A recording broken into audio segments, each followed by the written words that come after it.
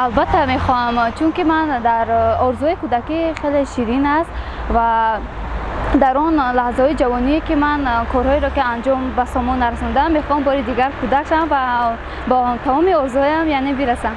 البته میخواستم که بازم کمی هم باشد کودک شوم، زیرا که این لحظه های کودکی چون این لحظه هستی که از تمام دشواری های زندگی درکی نداری و با کوچکی هم چیزی هم باشد قناعت میکنی و من به خاطر همین میخواستم که باز شاید کمی هم باشد کودک شوم. همه شخصیت در عمرش کودکی رو فقط با خیالان تصور میکند، دیگر رو برگشتش نیست، افسوس میخورند.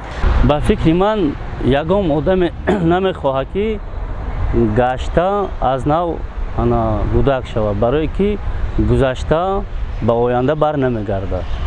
باید آدمیزاد در فکر آینده اش باشد که میخواهد که باز به مانند گذشته کودک شود و در کش و کش باشد.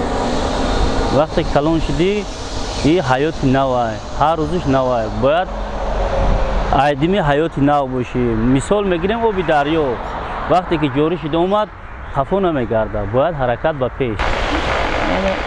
یعنی وقتی آدم بزرگ می شود بعد به قدر آن همه کودکی ها می رسد، یعنی همون طفلی و دامان مادر خوب بهشت بوده است. میگن این البته درست است و کودکی از همه بهترین لحظه های انسانیت می باشد.